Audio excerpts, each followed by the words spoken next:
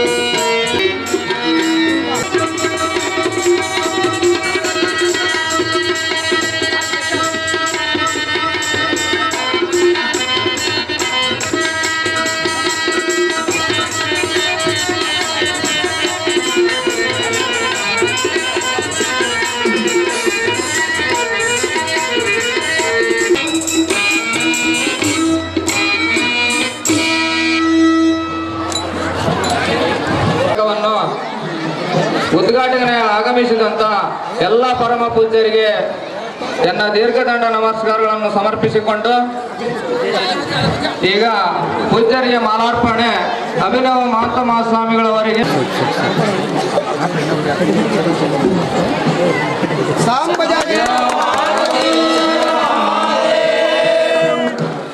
ಹಳಕೋಟೆ ಪೂಜ್ಯರಿಗೆ ಅಂಗಡಿ ರುದ್ರಪ್ಪ ಬಂದು ಮಾಲಾರ್ಪಣೆ ಮಾಡಬೇಕಾಗಿ ಕೇಳ್ಕೊತದೆ. ಮಾಲಾರ್ಪಣೆ ಮಾಡಬೇಕು.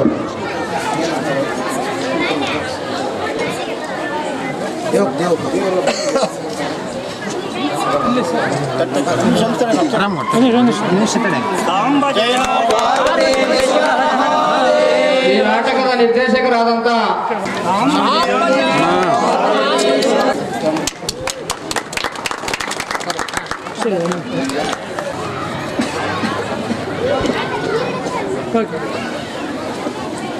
ಈ ನಾಟಕದ ಉದ್ಘಾಟನೆಯ ಸಮಾರಂಭ ನೆರವೇರುವುದು.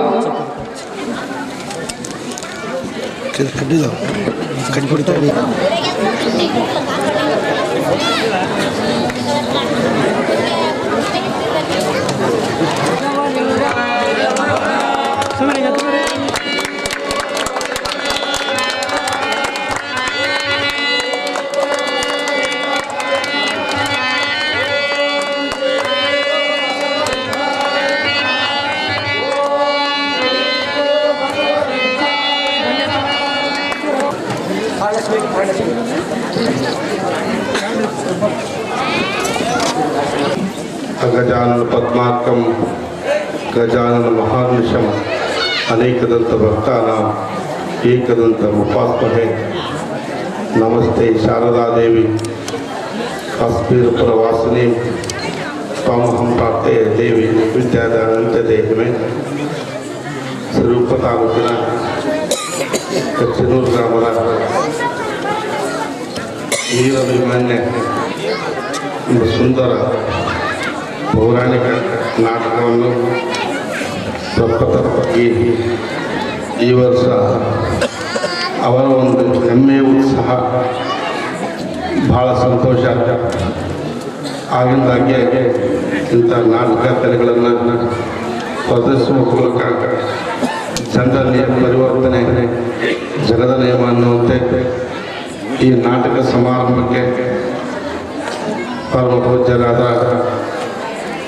ಸನ್ನಿಧಿ ಸಂಸ್ಥಾನ ಮಠದ ಅಭಿನವ ಮಹಾಂತ ಸ್ವಾಮಿಗಳಿಗೆ ದಯಮಾಡಿಸಿ ನಿಮ್ಮನ್ನು ಉದ್ದೇಶಿಸಿ ಆಶೀರ್ವದಿಸಿ ಬಂತ ಅವರಿಗೆ ವಂದಿಸುತ್ತಾ, ಅದೇ ರೀತಿಯಲ್ಲಿ ಇನ್ನೋರು ಪೂಜ್ಯರಲ್ಲಿಯೂ ಹಾಗೂ ಪರಮ ಪೂಜ್ಯರಲ್ಲಿಯೂ ವಂದಿಸುತ್ತಾ,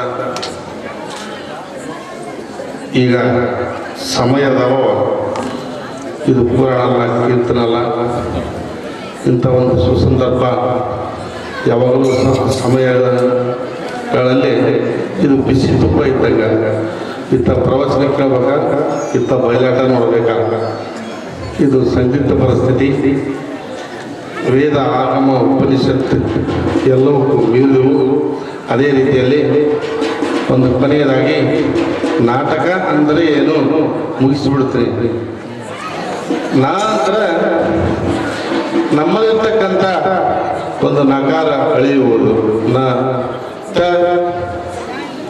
ನಮ್ಮಲ್ಲಿರ್ತಕ್ಕಂಥ ಒಂದು ಕೆಟ್ಟ ಭಾವನೆ, ಕೆಟ್ಟ ಬುದ್ಧಿಗಳನ್ನು ಅಳೆಯುವುದು, ತಕ್ಕ ಬುದ್ಧಿ ಕರ್ನಾಟಕ ಅಂದರೆ ಕರ್ನಾಟಕದಲ್ಲಿ ನಾವು ಯಾವಾಗಲೂ ಒಂದೇ ರೀತಿಯ ಒಗ್ಗಟ್ಟಿಂದ ಎಲ್ಲ ಮಾನವರು ಒಂದೇ ಅಂತ ನಾವು ಜೀವಿಸಿದ್ದಾದರೆ ನಮಗೆ ಯಾವ ಒಂದು ಸಂದೇಹವಿಲ್ಲ, ಸಂಶಯವಿಲ್ಲ ಅಂತ ನಿಮಗೆಲ್ಲರೂ ಶುಭಾಶಿಸ್ತೇನೆ.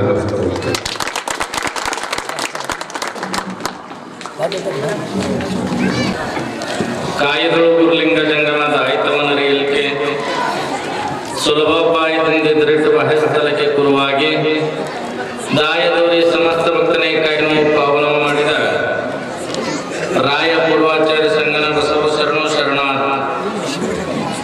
ಪ್ರಥಮದಲ್ಲಿ ಬಸವಾದಿ ಪ್ರಮದರಣ್ಣ ಎನ್ನ ಆರಾಧ್ಯ ಗುರುವನ್ನ ಕ್ಷೇತ್ರಾಧಿಪತಿಯಾಗಿರ್ತಕ್ಕಂಥ ಮಹಂತೇಶ್ವರನನ್ನ ಹೃದಯದಲ್ಲಿ ಸ್ಮರಿಸಿಕೊಳ್ಳುತ್ತಾ, ವೀರಾಭಿಮನ್ಯು ಕಾಳಗದ ಬಯಲಾಟದ ಕಾರ್ಯಕ್ರಮದಲ್ಲಿ ದಿವ್ಯ ಸಾನ್ನಿಧ್ಯವನ್ನು ವಹಿಸಿರ್ತಕ್ಕಂಥ ಶ್ರೀಮನಿರಂಜನ ಪ್ರಣವ ಸ್ವರೂಪಿ ಅಭಿನವ ಮಹಂತ ಮಹಾಸ್ವಾಮಿಗಳಲ್ಲಿ ಭಕ್ತಿಪೂರ್ವಕ ಪ್ರಣಾಮಗಳನ್ನು ಸಲ್ಲಿಸುತ್ತಾ ಹಳೆಕೋಟೆ ಪೂಜ್ಯರಲ್ಲಿ ನಮಸ್ಕರಿಸಿ ಆತ್ಮೀಯ ಪೂಜ್ಯರಾದ ಮಹಂತ ದೇವರಲ್ಲಿ ಪುರ ಶರಣಾರ್ಥಿಗಳನ್ನು ಸಲ್ಲಿಸಿ ಯಾವತ್ತು ಕಲಾಭಿಮಾನಿಗಳೇ ಮಹಾಜನಗಳೇ ಮಾತೆಯರೇ ನಿಮ್ಮೆಲ್ಲರಿಗೂ ಶರಣಾರ್ಥಿ. ಇವತ್ತಿನ ದಿವಸ ನೀವು ಎದಕ್ಕೆ ಉತ್ಸುಕರಾಗಿರಪ್ಪ ಅಂತಂದ್ರೆ ಪ್ರತಿ ವರ್ಷನೂ ಕೂಡ 18 ದಿನಗಳ ಪರ್ಯಂತರವಾಗಿ ಪ್ರವಚನ ಕೇಳ್ತಾ ಬಂದಿದ್ರಿ. ಆದ್ರೆ ಇಲ್ಲೇ ಪ್ರವಚನ ಉಪನ್ಯಾಸ ಕೇಳುವುದಕ್ಕಿಂತ ಮುಖ್ಯ ಇವತ್ತಿನ ದಿವಸ ಏನು ತಿಂಗಳು 2 ತಿಂಗಳ ಗಂಟ್ಲೆ ಅದಕ್ಕೆ ತಯಾರಾಗಿ ಇವತ್ತಿನ ದಿವಸ ನಿಮ್ಮ ಮುಂದೆ ಏನು ಪ್ರದರ್ಶನ ಮಾಡ್ತಾ ಇದ್ದಾರಲ್ಲ ಆ ಬಯಲಾಟದ ನಾಟಕವನ್ನ ನೀವೆಲ್ಲರೂ ನೋಡುತ್ತಿದ್ದಕ್ಕೂ ಉತ್ಸುಕರಾಗಿದೆ. ಆದ್ರೆ ಇವತ್ತು ನಿಜವಾಗ್ಲೂ ಕೂಡ ನನಗೆ ಬಹಳ ಸಂತೋಷ ಆಗ್ತಾ ಇದೆ. ಈ ಬಯಲಾಟವನ್ನ ಕಲಿಯುವುದರ ಜೊತೆಗೆ ಏನ್ ನೋಡಾಕ ನಾವೆಲ್ಲ ಇಷ್ಟೆಲ್ಲ ಜನ ಸೇರಿರಲ್ಲ, ಬಹಳ ತುಂಬಾ ಸಂತೋಷ ಅನಿಸ್ತದೆ. ಬಹಳ ತುಂಬಾ ಸಂತೋಷ. ಕಾದಂಬರಿಕಾರರು ಸಾಹಿತಿಗಳಾಗಿರ್ತಕ್ಕಂಥ TP ಕೈಲಾಸಂ ಅವರು ಒಂದು ಕಡೆ ಹೇಳ್ತಾರ, ಅವರು ಮನೆಗೆ ಸುಣ್ಣ ಬಣ್ಣ ಹಚ್ಚಿಸಿ ಲೈಟ್ ಸರ ಹಾಕಿ 2 ಒಳ್ಳೆಯ ಮಾತುಗಳನ್ನ ಹೇಳುವಂತೇಳಿ ಎಲ್ಲಾ ಜನರಿಗೆ ಪ್ರಸಾದ ಕೊಟ್ಟು 2 ಜನರಿಗೆ ಹೇಳಕ್ ಹೋಗ್ತಾರ. ಆದ್ರ ಜನರು ಅವ್ರು ಹಾಕಿ ಕೊಟ್ಟಿರ್ತಕ್ಕಂಥ ಊಟ ಮಾಡಿ ಊಟದ ಎಲೆಯನ್ನ ಹಾಳೆಯನ್ನ ಅವರ ಮುಖದ ಮೇಲೆ ಎಸೆದು ಹೋಗ್ತಾರೆ. ಆದ್ರೆ TP ಕೈಲಾಸಂ ಗುರಿ ಏನಾಗಿತ್ತಪ್ಪ ಅಂತಂದ್ರೆ ಜನರಿಗೆ ಒಳ್ಳೆ ಮಾತುಗಳನ್ನ ನಾ ಹೇಳಲೇಬೇಕು, ಬಿಡಬಾರ್ದು, ಅದು ನನ್ನ ಕೆಲಸ ಅಂತ ವಿಚಾರ ಮಾಡ್ತಾರೆ. ಆಗ ಅವ್ರು ಏನ್ ಮಾಡ್ತಾರಪ್ಪ ಅಂತಂದ್ರೆ TP ಕೈಲಾಸಂ ಅವರು ಇದು ಜನರು ಒಳ್ಳೆ ಮಾತುಗಳನ್ನು ಹಿಂಗೆ ಹೇಳಿದ್ರೆ ಕೇಳೋದಿಲ್ಲ, ಅದಕ್ಕೆ ನಾವು ಒಂದು ಉಪಾಯ ಮಾಡ್ಬೇಕಂತ ತಿಳ್ಕೊಂಡು ಅವ್ರ ನಾಟಕ ರೂಪದಲ್ಲಿ ಬರೆದು ನಾಟಕ ಪ್ರದರ್ಶಿಸ್ತಾರೆ. ಆಗ ಅದೇ ಏನು ಎಲಿ ತಿಂದು ಹಾಳಿ ತಿಂದು ಒಗದು ಅವ್ರ ಮಗದ ಮೇಲೆ ಒಗದಿರ್ತಾರಲ್ಲ ಅದ ಜನ ಅವ್ರಿಗೆ ಸಬ್ಬಾಷ ಅಂತಾರೆ, ಸಬ್ಬಾಷ ಅಂತಾರೆ. ಅದಕ್ಕೆ ನಾವ್ ಏನ್ ಮಾಡ್ಬೇಕಪ್ಪ ಅಂತಂದ್ರೆ ನಾಟಕ ಅಂತಂದ್ರೆ ಈ ನಾಟಕದೊಳಗ ಒಳ್ಳೇದು ಬರ್ತದೆ, ಕೆಟ್ಟದ್ದು ಬರ್ತಾ ಇದೆ. ವಿಲನ್ ಬರ್ತಾನ, ವಿಲನ್ನನ್ನ ವಧೆ ಮಾಡ್ತಕ್ಕಂಥ ಸೂರ್ಯನೂ ಬರ್ತಾನೆ. ಅದಕ್ಕೆ ಮನುಷ್ಯ ಜೀವನದಲ್ಲಿ ಮನುಷ್ಯನ ಜೀವನ ಅನ್ನೋದು ಒಂದು ನಾಟಕ ಇದ್ದಂಗೆ. ಹೆಂಗ ಮನುಷ್ಯನ ಜೀವನದೊಳಗ ಒಳ್ಳೇದನ್ನಷ್ಟ ಆರಿಸುವಂತೀವಲ್ಲ, ಕೆಟ್ಟದ್ದನ್ನು ಬಿಡ್ತೇವಲ್ಲ, ಹಂಗ ಈ ನಾಟಕದೊಳಗ ನಾವ್ ಏನ್ ಮಾಡ್ಬೇಕಪ್ಪ ಅಂತಂದ್ರೆ ಒಳ್ಳೆಯ ಪಾತ್ರಗಳನ್ನು ನೋಡಿ ಆನಂದಿಸಬೇಕು. ಒಳ್ಳೆಯ ಪಾತ್ರಗಳನ್ನು ನೋಡಿ ಆನಂದಿಸಿ ಕೆಟ್ಟದ್ದನ್ನು ಬಿಡಬೇಕು.